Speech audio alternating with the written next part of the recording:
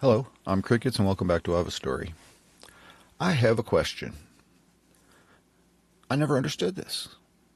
Can somebody please explain this to me? Why does the court need a friend? When I first got into the Michigan family court system, I couldn't believe how it operated. I really just thought that you walked into court and you had your mediator or your what's the right proper word? God, I hate it when my brain loses words. I got the thoughts, but the words just can't. I struggle with it still. Might not be something I'll ever get over.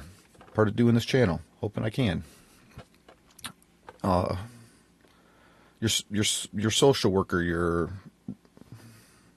all right, you know who I'm talking about. I know Mr. Grumman was mine. I know what. But you have basically your mediator. And after that, there should just be the judge. And I thought that's how the system worked. You had your mediator and you had your judge. The person, whoever holds your case file and supposed to be able to mediate with the other party. It's still bugging me. I can't, God, it's going to bug me until I get that word back in my head. Maybe it'll happen by the end of the video. We'll see. I need a friend. I need a friend to help me with my words. And a lot more in life. So why does the court need a friend? Because aren't they powerful enough that they can just, they're above the law? I mean, why do they need any friends? Why isn't it just your mediator? And if you can't settle it in front of your mediator, go in front of the judge. Why do we have this whole friend of the court system? When I got in there, I found out, wait, you actually have, your mediator. And then there's actually a court attorney there. And then you have a referee. And then you have the judge. Your caseworker. That's the word I'm trying to find. Your caseworker. Who is your mediator?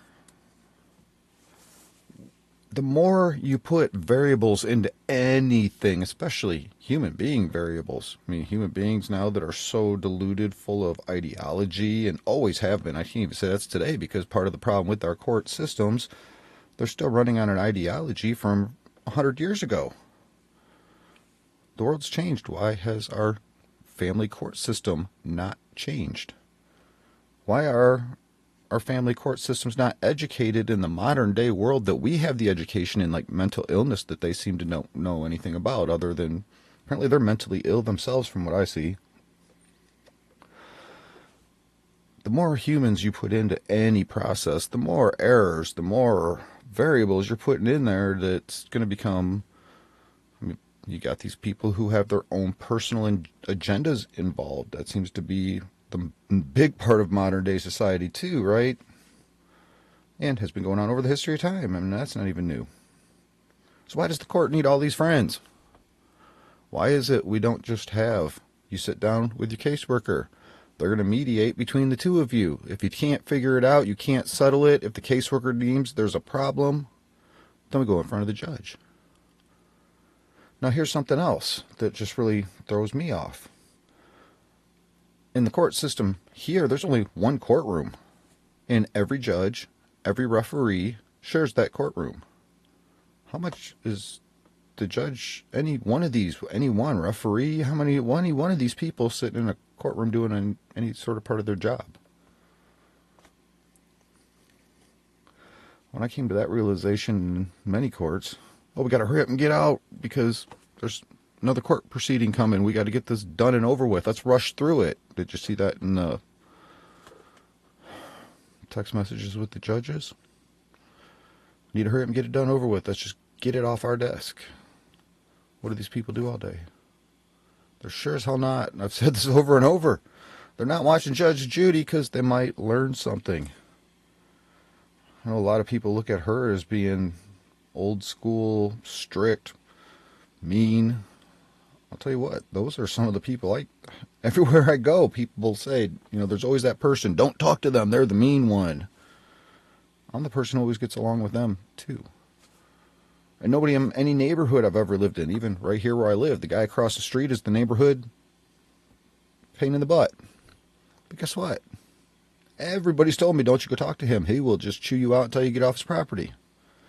But guess what? He tried doing that to me, and I wouldn't let him. And him and I are cool now. And everybody goes, damn, how do you talk to that guy? Because I take people's shit as part of it. And then I turn around and I don't give it back to them. And some people I do because that's what they need. It all depends on the person. I'm good at reading people and feeling what they're feeling. And I work with that, to work with them, to communicate.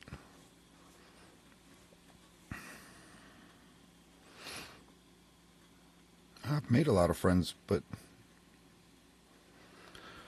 that's a different avenue that I've already even been talking about throughout my channel on My Life Mondays, talking about my life. But why, and I don't know how many other states or their system works like this, but why does the state of Michigan work like this? Why are there so many hands involved in a case and still nobody does a damn thing about none of it? Nothing.